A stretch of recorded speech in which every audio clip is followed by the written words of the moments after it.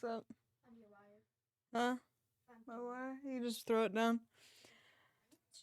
Yeah.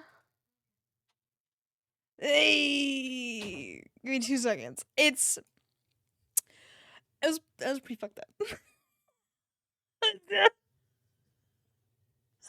I was literally just bitching about the internet. I'd been on for 2 minutes, right? And I was like, my internet is really bad. And my computer crashes all the time now. And I clicked, I swear to God, on the notification bar. And the computer crashed. I didn't even open an app. Like, I just about died laughing. It was so bad. Anyway, let's jump right the fuck in. No need to chat anymore. That shit's stupid, apparently. Not allowed to. I'm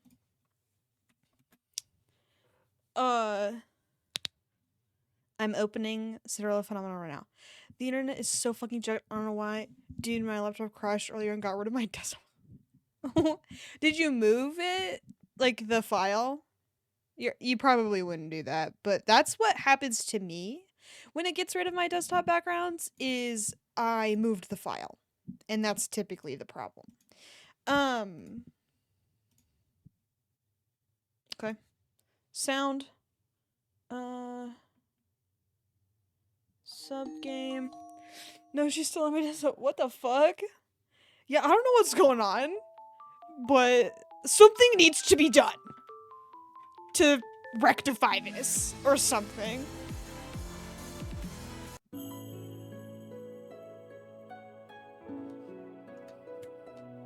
And like, it's funny because I bitched for a really long time about getting better internet. And then we did. And then I was like, okay, but it's not good enough. It's not reaching downstairs. And so then Dad got the extender or whatever. But you'll never fucking guess. I was doing research on it. And he got the exact wrong extender. It was like... Everyone was like, do not get this kind of extender. It doesn't work very well.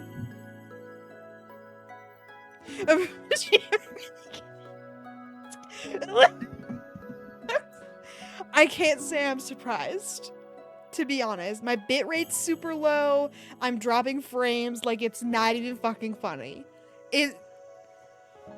I've got 1 bar of internet right now, when the ideal is all 4 bars, please.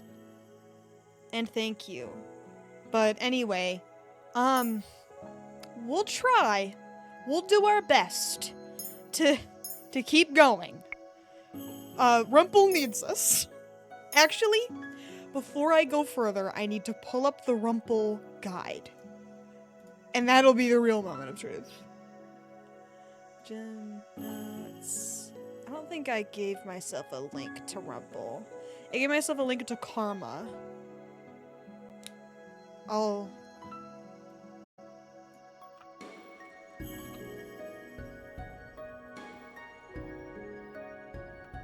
Against all odds, that fucking worked. Okay. I'm gonna give myself a link this time so I don't have to deal with it in the future. Oh, yeah. My surprise that no one is allowed to see yet. Not until Monday. Because the reason Remy's not here right now is because he had some guys over to upgrade his internet or whatever. And then apparently they decided that they were done. And they would come back to finish it on Monday. So they just up and left. And didn't finish. And it wasn't like it was 5 o'clock, the end of the workday. Because at that point I'm like, okay, I feel that. I would be the same way. It's like, all right, time to clock out. But no, it was lunchtime. Like noon. So like, what the fuck? Get your ass back here. Okay? We're not done here. You didn't fix it. Okay, hold on. Because he was talking to me about it. And he said The business card they gave me to email about it had a non-existing email address. So, lots of things happening there. Anyway, we give Parfait the medicines we purchased in town as soon as we arrived back at the March Inn. I jumped in that real quick. Then Rumpel proudly announces that he is a doctor to anyone that will listen to him. Everyone seems happy for him, save for the March Inn patrons that find Rumpel annoying, who are mostly men. Afterwards, Rumpel asks Anise,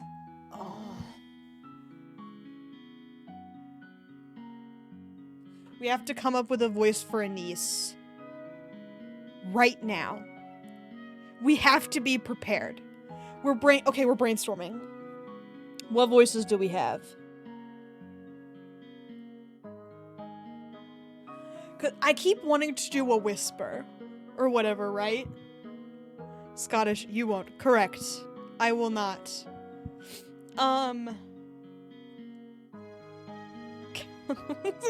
You're my daughter and I love you. That's the only thing I can say is because of Cow the Wild.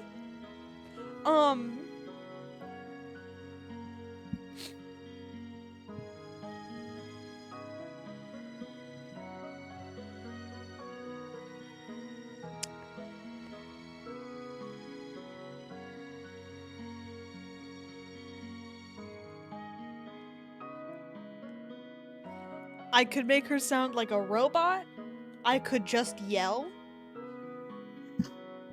That's really funny. I think we should save yelling for someone else. Robot is very funny. The yelling one is good too. I'm a yelling fan. Myself. But I wouldn't be able to yell. I just have to like pretend to yell, if that's possible. Like when you're whispering, you make the whispery sounds, but that doesn't mean you're necessarily whispering, you know what I mean?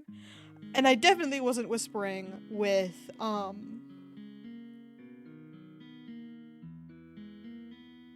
yelling should be safe for a character that matters. I agree.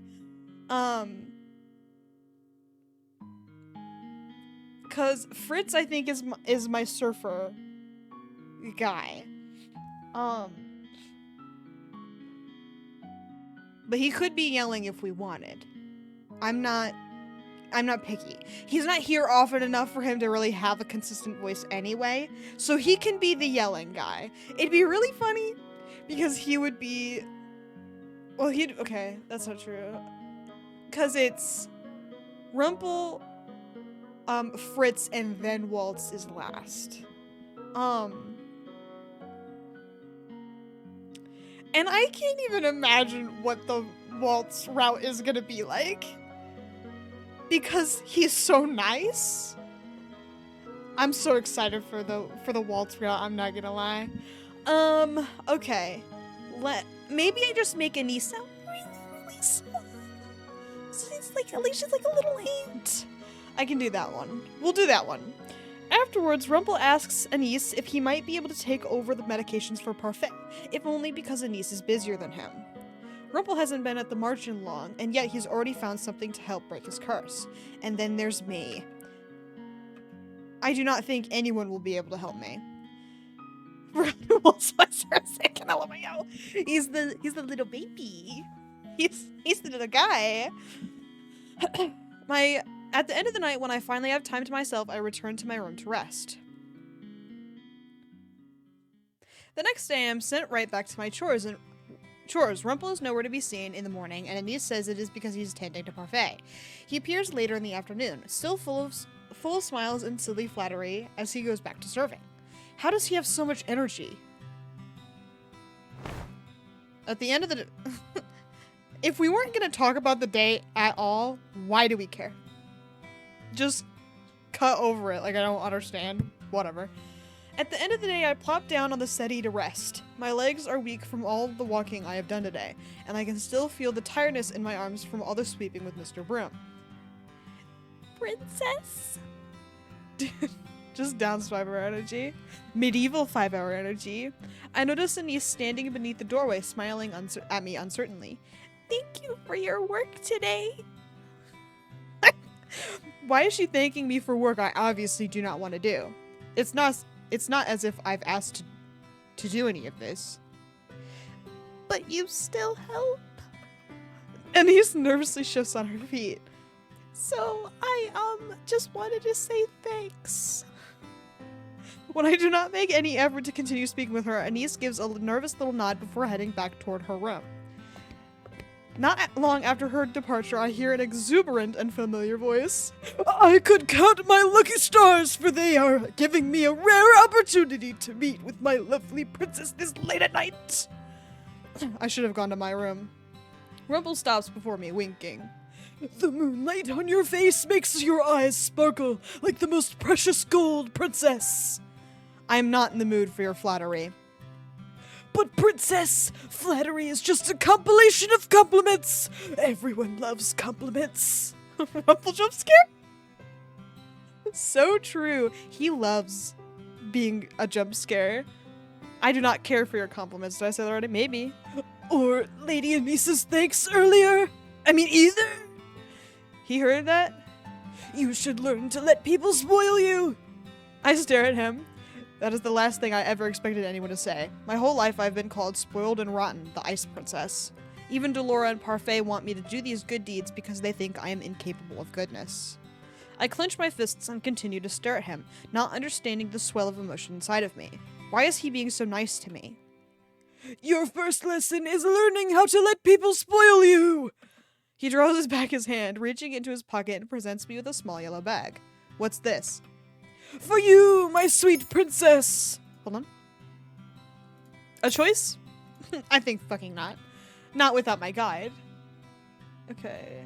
Don't accept the gift. I cannot accept your gift.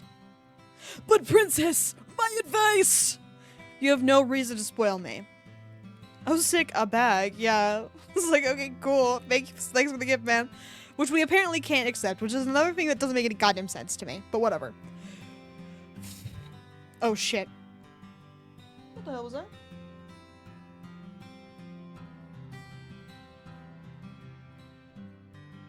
Not that you could see it. Okay, never mind. Anyway. Princess, this is what I've been trying to explain to you all day. You don't need a reason to spoil someone. It doesn't always have to be about paying someone back.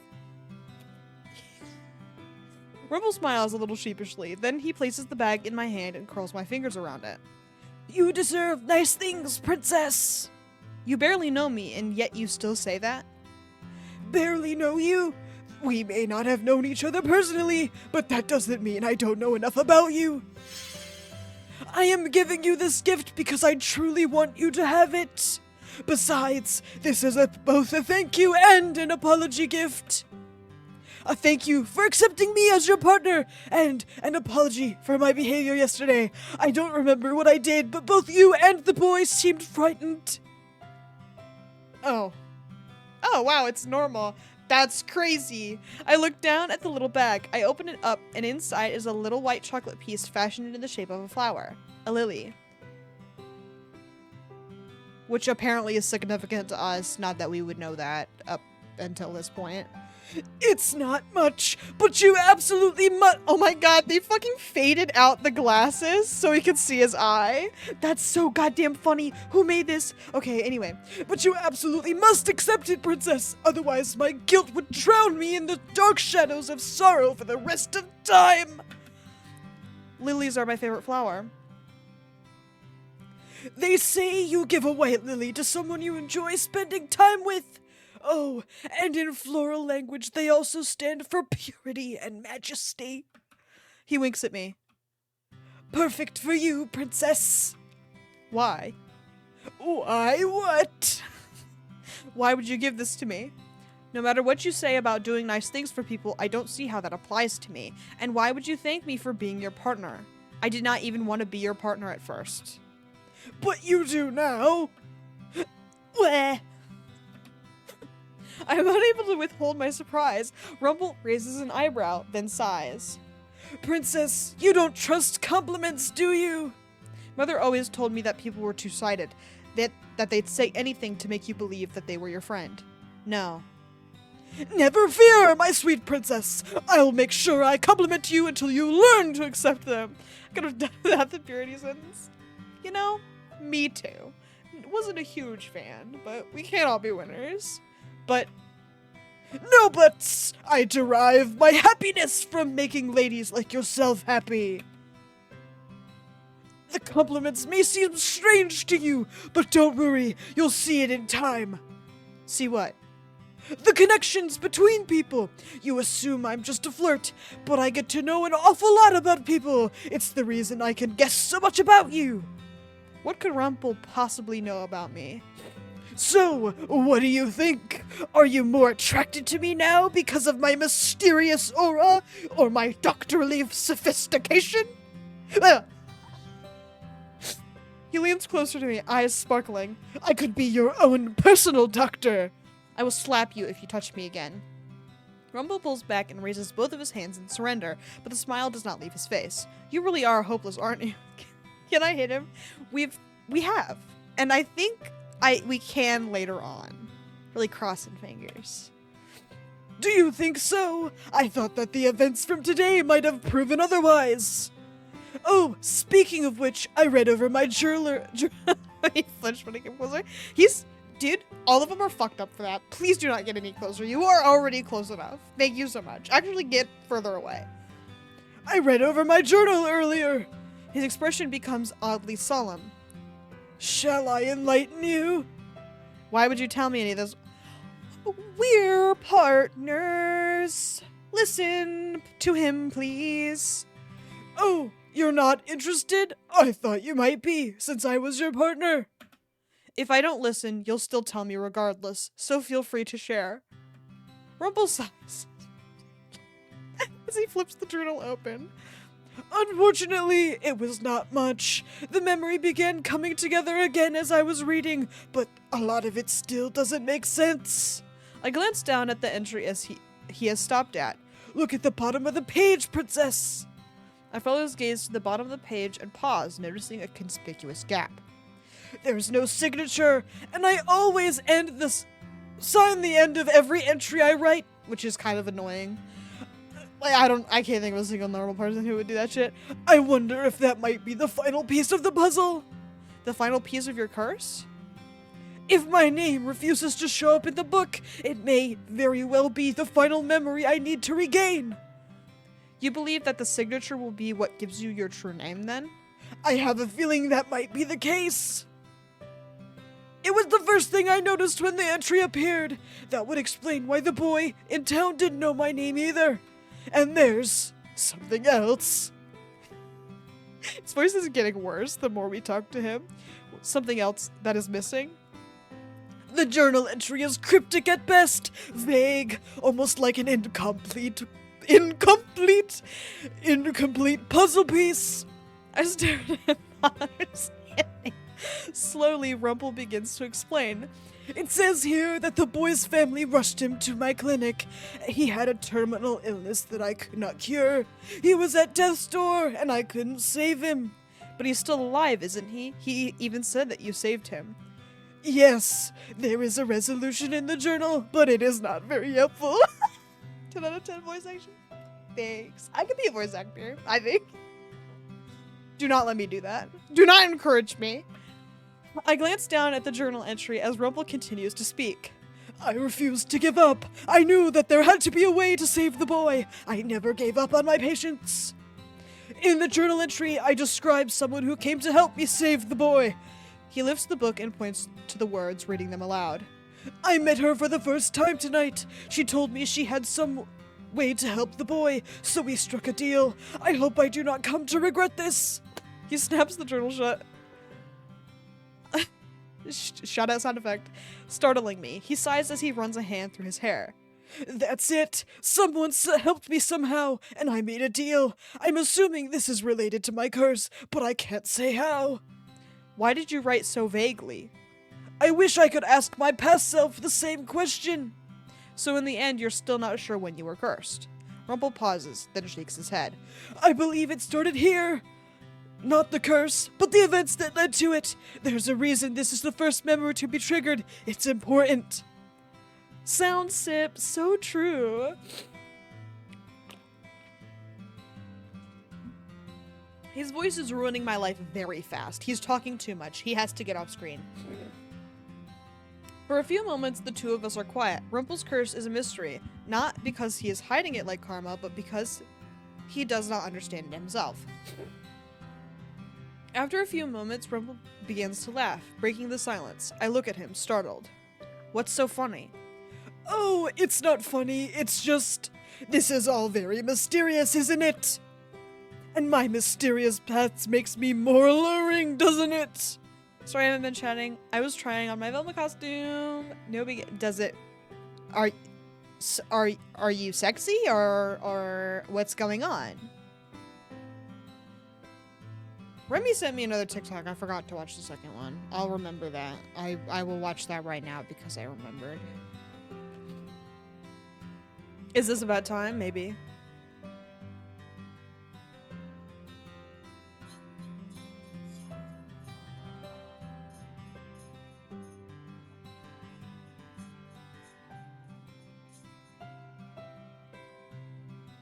Alright, I watched it. I'm hot as fuck. Dear Lord, the shirt is so tight. Holy fuck. Well, at least you're hot as fuck.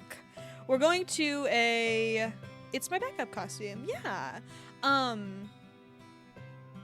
But we're also going to a, like, Comic-Con adjacent thing. I think. That's led by the library nearby. I'm psyched to go. I've never been to a con adjacent thing before. So I'm gonna go in my Scooby costume. Did I read this? I think so. Only Rumpel could take such a serious moment and change it into this. Oh my god, I'm dying. Well, what do you think, princess? Are you drawn into the mystery of it? I have no choice. You'd tell me even if I didn't want to know. Oh, but you do! I can see the curiosity in your lovely golden eyes! And I could see it earlier today, too!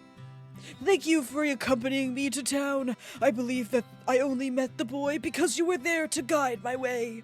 An author I like is going to NYCC, and I'm close enough that I'm debating going. Ooh. Cool. At the convention thingy, the guy who wrote Anger is a Gift is gonna be there. He also co-wrote the gay Percy Jackson book with Rick Rider on. Yeah.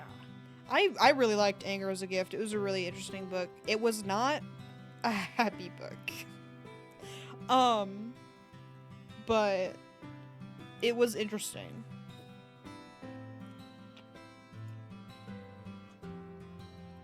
Anyway. Okay, I read that. We were looking for medical supplies. That boy appeared through mere coincidence. No, it was more than a coincidence. It was destiny. Fine, whatever you say. Listening to him is exhausting. Makes me realize how tired I am.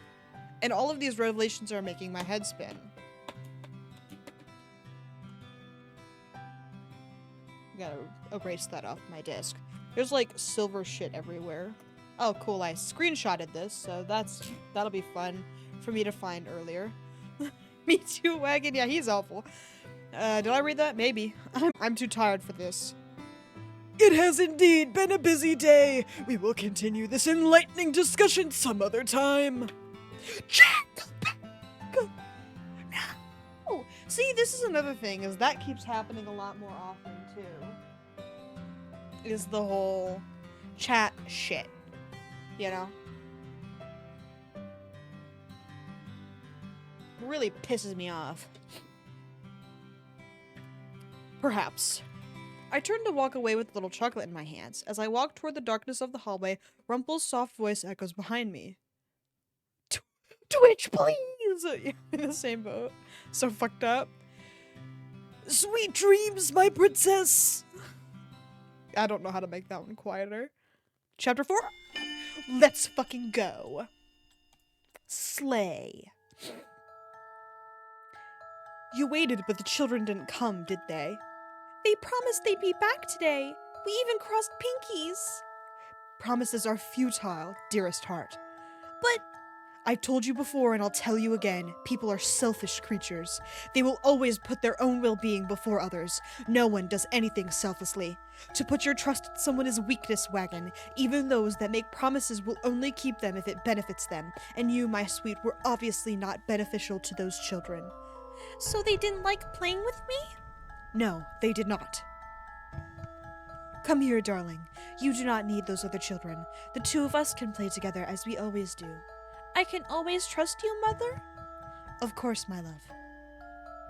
I love the flashback parts. They're so fucking stupid. My head sucks for real. It's like to an annoying degree also. Like,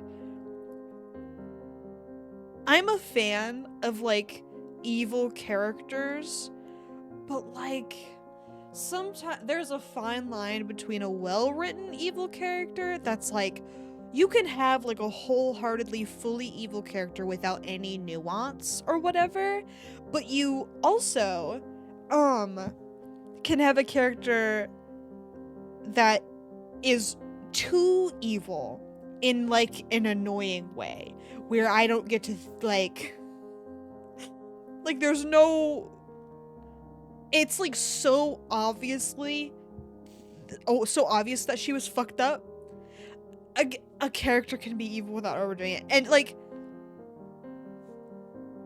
we were talking about Avatar a lot yesterday. Like Ozai was actively evil, but you could still kind of understand why Zuko wanted to gain his honor back or whatever. You could understand why. I can't think of a single good fucking thing about this woman. You know what I mean? And it might just be the bad writing. But it's pretty rough watching Wagon be a terrible person because her mom told her to be a terrible person. You know what I mean? Like, where was the dad? Like, where's the dad in all this? Okay. But whatever. My head feels foggy. Maybe it was because it took me forever to fall asleep yesterday. And then, to make things worse, I ended up having that dream. Mother, you are the only one I can trust. See, this is what... Right? I slowly slide out of my bed and make my way over to my dresser. The little bag is still where I left it last night. I open it up and let the little white chocolate lily fall into my hand. Very well drawn. Is he really trying to help me? Can we eat it yet? Or we're just gonna let it sit there, or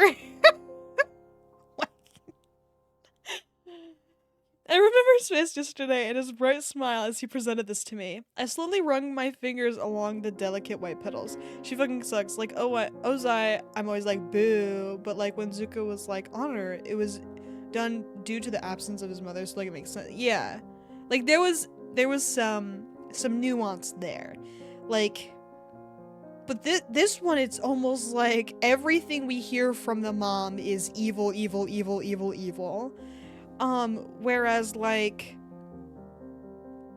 we understood that there were some positive figures in Zuko's life like his mother and like Iroh that kind of were there and not as critical to Ozai's actions as they could have been. They were a little bit complicit. As a result. And so as a child, Zuko probably didn't see as much of an issue with the things Ozai was doing because the good people in his life didn't say anything about it. Probably because he was young. But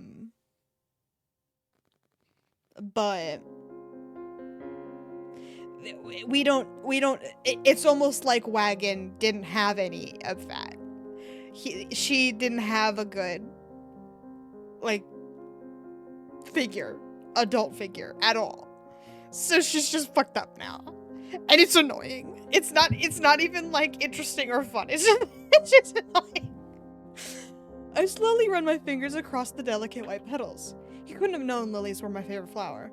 There is no reason to be sentimental about something like this. It's just silly. I'm about to put the flower back in the bag, but I stop, eyeing it once more.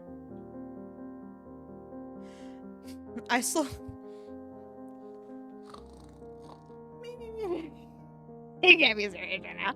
Slowly, I bring it to my lips and bite off a small petal. It is actually pretty good. I stuff the little flower back into the... How big are we talking? Are we talking like, you know, like, are we talking, like, what? Girl, it's not gonna be there forever. I know. Like, what the fuck is going on? I stuff the little flower back into the bag and make my way downstairs. The margin is not busy this early in the morning, but everyone is starting on their chores. At least I assume as much when I see Anise and then Waltz, who's helping her stack things. Then I hear rising voices and realize that not all is calm. Karma, my queen! She's back. Okay. Missed her ass, even though her route was kind of annoying, but I'm not gonna complain. She's still my favorite until we meet other better characters. At least I don't have to pretend to be something I'm not. You say you're not pretending when you go around flirting with all the female patrons day in and out? You cannot seriously mean all of the drivel you spout. I never... That didn't happen. Me too. Fritz dying was still the craziest shit I've ever seen in my life. That's their ship name. Karma and Rumpel stand on opposite sides of a table, staring each other down. A teacup filled with what looks to be cool tea sits close to Karma, abandoned. Flirting with a lady is not a crime. One day your flirting is going to get you into even more trouble than it already has. I'm gonna kill myself over that. No, me too! It doesn't even make any sense. I've never had a lady say I mistreated her. Not once. Oh, I'm sure I could attest to being more than slightly annoyed. You're only jealous that I can speak to ladies without a disguise, aren't you? Come on. Whoa! Karma slams. Wait, shit. Fuck! Karma's. Shout out sound effect. Karma slams his hand down on the table, shaking it. The tavern grows quiet. Waltz looks over, his eyebrows furrowed with worry. If you make so much as one more comment about my curse.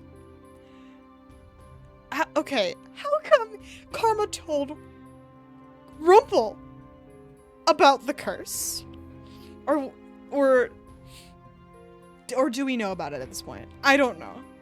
Then stop making comments about how I speak! Dude, they're fucking... You know what I mean? The two continue to glare at each other. It almost looks as if Karma might circle the table and slap him, but the fight freezes as Jurian struggles with the two men, saving my fucking life from trying to remember how I actually did Karma's voice, because it was hard for some reason. It's too early for the two of you to already be at each other's throats. But he started it! All I did was make a comment. He was the one that picked a fight. There you go again, twisting words! Jurian stomps on the ground. The two men once again turn to look at her. It's my job to break up unnecessary fights, and I will do it. She's really gonna do this time. If you two must continue fighting, go do it somewhere else, like the forest, where you won't disturb anyone. Both men turn away from each other, obviously agitated. Rumpel's expression is cloudy as he makes his way over to the bar to begin helping set the tables. Jurian notices me watching. She waves at me with a terse smile on her face. Sorry you had to wake up to that, Princess. I shrug as I make my way over to Mr. Broom. It is like waking up to two children arguing. Going to the forest? No. I wish. I want to see them fist fight so bad. Agreed wholeheartedly. Shireen sighs before looking at me thoughtfully. Maybe I could have a word with Rumpel later. I have no idea how their argument even started, but maybe I can get to the bottom of it. I am not a babysitter. But I heard the two of you were partners? Did she say I, or am I stupid? Maybe you could have. Oh, I read that very fucking wrong. Let's not think on that too hard. Anyway, hopefully this doesn't happen again. Good luck with your work today, Princess. Shireen walks off, vigilant as always. I notice Garland looking at her from the bar, a slight frown on his face. I start working around the tavern, starting first with the cleaning and then with the stacking. Delora makes snide remarks about my slowness as I work, and I try my best to ignore her while occasionally throwing her insults back at her. It is as if she has nothing better to do.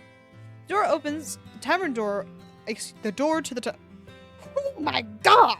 The door to the tavern opens, and Parfait steps inside with a bright smile. She looks more energetic than usual. I wonder if this is because of Rumpel's medicine suggestions. I guess we don't get to talk to her. Later, I managed to catch Rumpel when the two of us are on break. He looks pleased to see me until I mention Karma. Why were the two of you fighting earlier? What a sad day it is that the princess talks about another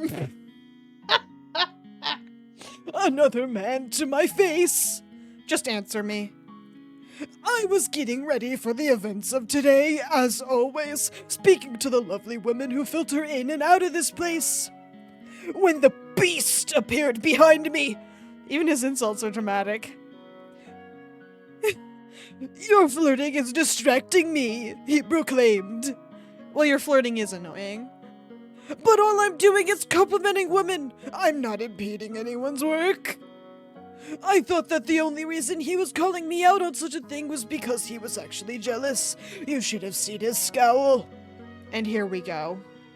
So I politely told him to mind his business, but he was relentless, and when he continued to insult my demeanor, well, I had to say something back, but I wasn't the one to start the fight. I swear they both really do sound like children. No doubt Karma would be blaming Rumpel. Princess, you don't really think I'm so confrontational, do you? I think Karma is far more confrontational than Rumpel, but it does not help that Rumpel always snaps back at him. Honestly, in the beginning of things, Rumpel was more of a problem to Karma than Rumpel was a problem. Then Karma was a problem to Rumpel. Rumpel never bothered us during Karma's row, so I don't know what the fuck is going on. Or were we an asshole to Rumpel? I think Karma was an asshole to Rumpel, now that I'm thinking about it. Very weird that none of this happens during the beginning, though. Arguably, Rumpel is worse. The two of you are both at fault. But Princess! In the end, you were still having a childish argument. I think that Rumpel might try to protest again, and I'm surprised when he shrugs his shoulders and sighs. Yes, it was childish, because that man is a child! I roll my eyes. Your irritated scowl chills my heart, Princess! I feel a tinge of excitement! I am leaving now. There's really no point in having this conversation. It is a problem between Karma and Rumpel. They aren't children, they can figure this out on their own. Oh, princess of my heart, why must you depart so early? I ignore Rumpel and I can't even think of a good reason to hang out with this guy. He's just so fucking annoying. I ignore Rumpel and leave him standing where he is as I return to my shift a little early. Honestly, I would much rather focus on work than Rumpel. He can be just as tiring, if not more. Though, after what happened last night, I do not think he is as terrible as I thought. Nope. I still think he sucks pretty bad. But, go off, queen. Be attracted to him if you want. You're fucking insane. The days go on and Rumpel and I speak only briefly during our breaks. Every day I eat another piece of the lily until only one is remaining. One afternoon, just before my break, Rumpel approaches me with a mischievous smile on his face. My lovely princess, how are you today? What do you want? You're enticing. I have one more table to serve. Do not bother me. But princess, I've decided exactly how to teach you to be good. All of your other lessons have been useless so far. Please, just trust me. To find trust in someone is weakness. I am Oh my god, you've got to be fucking shitting me. I'm going to teach you how to flirt. What? The first step to flirting is eye contact, princess. Wait, but why are you... Rumpel points at my customer, a young man sitting right beside the window. The second is to smile. Smile, princess, because I'm sure you look even more stunning when you do. Then you start a conversation with him. Body language is important. There are certain signals that key men into the fact that a woman is interested in them. No, Rumpel, yeah, he is the worst. He should... electric chair. I'm gonna be the first to invent the electric chair. Oops. So he can be the first to go. I think playing your hair is one. A gentle tap on the shoulder is another. I should have expected Rumpel to spout this sort of nonsense. Princess, the customer's been waiting for a while now. Is something wrong? I noticed the customer looking at me expectantly. He's just some man, a usual customer that I actually see often. Oh, and princess, don't forget the compliments. Make them as delicate and illustrative as you can. I move away from Rumpel before he can muddle my thoughts any further. Already my feet feel like lead. I find myself staring at the man for far too long. The way he stares back at me, his expression so unreadable, suddenly makes me feel more uncomfortable. Do I really have to do what Rumpel says? No. No, you don't. I stop in front of the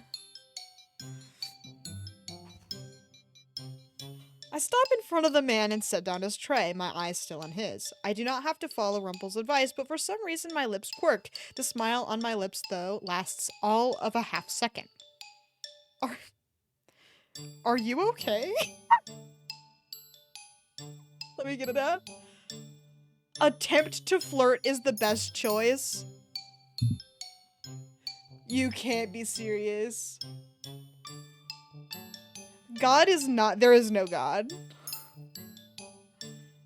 That's fucking crazy. Okay. Here we go. Oh god, no! Yeah, I'm in the same boat. I can feel Rumpel smiling at my back. If this were anyone else but him, I would think it was some kind of prank. But considering this is the way Rumpel acts all the time, maybe he really is trying to help me. I try to recall how he flirted with his customers before. I could not help but notice you were alone, sir. I'm always alone. My heart is thumping far too loudly in my chest. What kind of things does Rumpel usually say? Madam, you are the most beautiful thief I have ever met, for it is you who has stolen my heart and stolen my gaze. Your eyes are more captivating than the stars. Oh shit! Go back. The stars, my sweet. If I could, I would stare into them forever and lose myself in their majesty. You remind me of a rose with thorns, but the thorns are what make the rose so alluring. All he does is spout complimentary gibberish. I will try to do the same.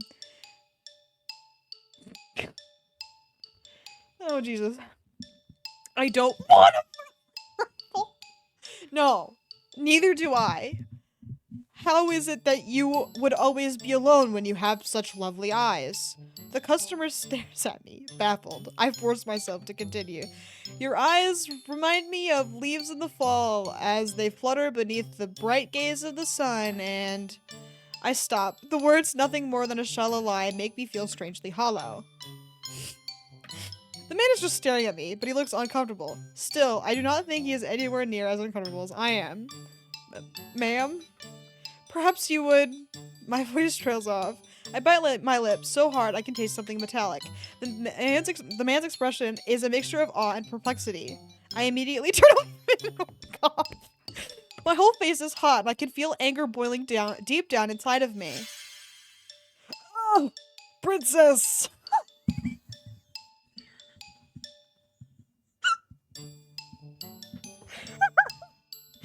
Leave me alone. Princess, we're not done. I do not care. I ignore everyone's gazes as I am my way as quickly as I possibly can up the stairs into my room. There, I collapse on my bed and lay there with my arms outstretched. Why would I ever even have the thought of taking Rumpel's advice? Oh. Hours go by, and eventually I realize that it is time to help Anise with the night chores. Now I am helping her restock some of the bottles that Waltz and Karma brought back from town. Besties! I'm a Waltz Karma bestie fan. I hope Anise does not mention what happened earlier today. I slip out of bed and head down to the main area of the tavern. The room is mostly quiet by the time I go downstairs. Parfait and Dolora are talking to each other at a table. Karma passes me by as I walk downstairs. He looks exhausted and oddly frustrated. I make my way over to Anise, who is already putting bottles on the shelves.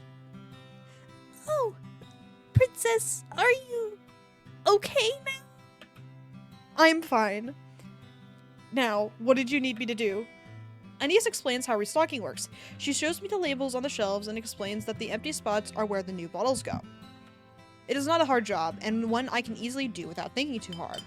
For a while, the only sounds that can be heard in the margin are the bottles clinking against each other. Underneath that is the murmuring between Parfait and Delora. I have no idea what they are talking about, but they look so serious. They look serious, so it must be something important. So, Princess, can I ask what life was like at the palace? It changes every fucking time. Right. She cannot remember working in the palace before. I don't mean to pry. I was just trying to make conversation. I would rather not. Oh, okay. Eventually, Parfait and Dolores stand from their seats and move to another room to continue their conversation. Anise breaks the silence again. The tavern is nice when it's quiet like this, isn't it? You can hear the sounds outside if you open a window. My hands move stiffly, placing bottles on shelves by label. All I want to do is get the work done and then return to my room. It was like this at the old palace that I used to do work. I was hired by a rich family to be their maid. Their mansion was a beautiful place. You could hear the crickets if you were by the windows on the bottom floor. What the fuck? I don't even know what it is anymore. It's becoming something weird. It seems like her memory has been twisted by my curse, so she cannot remember working at the palace. All she remembers is working for a rich family. It was a nice place, Princess. There was a girl close to my age that had a radiant smile. Radiant smile. She must be talking about Emmeline. The head of the mansion is a really kind man, and She grows suddenly quiet, a look of confusion coming to her face. She pauses and then shakes her head. I can't seem to remember everyone that was there, but I'm pretty sure they were all good people. At least, I'd like to think so. I was just a bad maid. Because of her. She was. Because of her, Dolores' dress was torn. I was too ashamed to tell one of the mistresses that I couldn't save her doll. Her voice is so... Save her doll? Anise looks down, her smile wistful. I was fired on my first day because I couldn't save one of the mistress's dolls. Her TikTok voice filter coded. So true. Oh my god, you want to know what I should do for one of these voices? I could do the... I don't know if I can do... I'll try. When we get a new guy. If we get a new important guy. Because, again, we've always had a secondary character. Like, Anise, Emmeline, and then Jurian and Garland have all been secondary characters.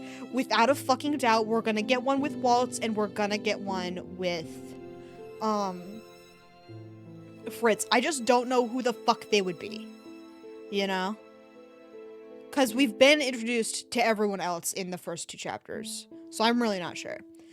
I was the one cleaning her shelves that day, and when I went in and saw a crow had come in through the open window and was pecking at one of the dolls, I shooed it away, but I was too late. The doll had a little rip in its dress, and I was fired for not doing my job properly. So it wasn't Anise who ripped Delora's dress, but a bird? Is this why Delora insisted Anise deserves an apology? What happened after you were fired? Lady Parfait found me on the streets. I couldn't go back to my aunt's house, not after what happened. house, so it wasn't even her fault. Yeah. Who left this window open? It was probably Wagon. She never liked me anyway. Anissa's face clouds briefly with sorrow, but the expression is short-lived. I can never forget the day I met Lady Parfait. I told her I would be able to help her and anyone else that got sick. That I can even do all the cooking since I've been making meals for my father since I was a little girl. I begged her to take me in, and she did. I owe Lady Parfait a lot. It's a little robot coded. Why didn't you go back to your father after you were fired? My father passed away a while ago. My mother died giving birth to me. So medieval coded. My father was an herbalist, and he taught me a lot while he was still with me. So before Rumpel came in, I helped Lady Parfait with herbal remedies. So you have no one. That's what I thought, but now I have everyone here. The merchant is my family now. Family. Okay, Cinderella. So true. Princess, we're all happy to have you here too. You really help out around the merchant, and I can tell Rumpel's happy to have you as a partner. What happened today slowly seeps back into my mind. I cannot help the irritation bubbling inside of me. I know he's a little overwhelming, but I'm pretty sure Rumpel's really just trying to help you, just like he's helping Lady Parfait. It is not the same thing at all. No, I agree. That shit's not the same. The two of us continue working until Anise makes another wistful comment. The place I worked before this, it felt like there was warmth in that gigantic home, but it was stifled. That place wasn't warm at all. I speak the words without even meaning to. Anise looks up to me curiously. The king suddenly started speaking to me when Mother died, but it was never enough. Before that, he was cold and distant, and even now he favors his new wife and children over me. There were people, but they all wore fake smiles, and my father, he was the worst of all. I may as well never have existed to him. Princess, I'm sorry. For what? You're talking about the palace, right? She sounds like a mouse when I'm not making it sound like a robot combination. The king always seemed so nice. He put his kingdom before his children. Anise fidgets nervously. I'm sorry. Apologies are not going to change the past. Sometimes apologizing seems like all we can do when we can't change something that's already happened. I think about Anise who tried to save my doll and the way I fired her that day. Rumpel told me that all I had to do was listen to people to sympathize with them. Could that also be true for finding out the truth? All I can do to make up for her, for what I did to her is, I assume, apologize. It is, in fact, apologize. I am sorry.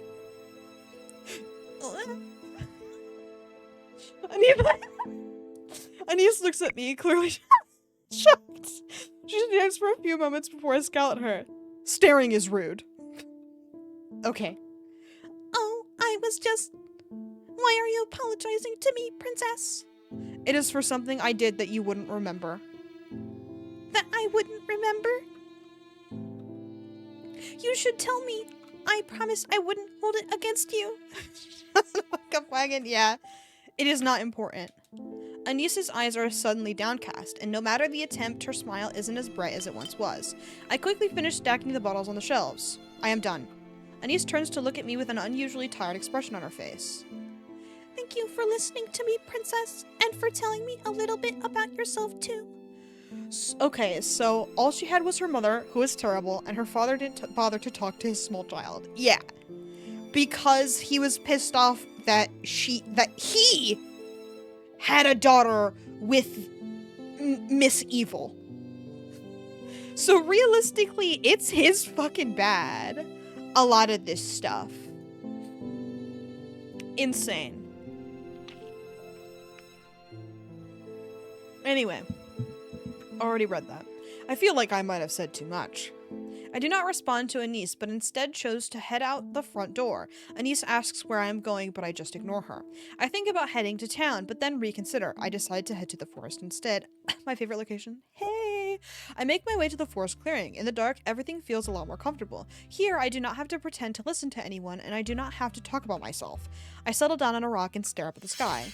I apologize, but Anise did not even understand my apology. And even now, I still cannot bring myself to trust those at the margin. What the fuck did it say? Okay. I sigh and find myself speaking aloud. Mentally ill, low-key. Maybe I am the Ice Princess. Oh, what the fuck are you doing here? I'm not, whatever. But have you seen the beautiful sculptures that can be made from ice, princess? I turn to see Rumpel walking toward me, a broad grin on his face. Ice always sparkles in the sun. It glistens and stands so proudly where it's been sculpted. I stare at Rumpel blankly. He sighs and shakes his head. I'm sorry, that one was particularly bad, wasn't it? He sits down beside me and his grin falters a little bit. We are sitting way too close. Also, why are you triple my size? I'm a little skeeved out.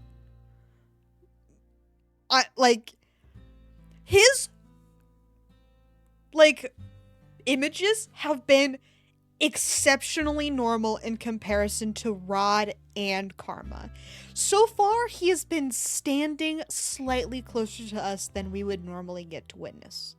And that's it. And even though they've been normal so far, this one is really freaking me the fuck out because of how much bigger he is in comparison to us. Apparently, I'm not a size difference fan. Because this is kind of skeevy. But whatever. I also have to run an ad. Yeah, back up. Yeah. I'm going to run my ad really quick. Hate to do it right now, but what a treat for us to come back to. So everybody sit tight. I will return shortly.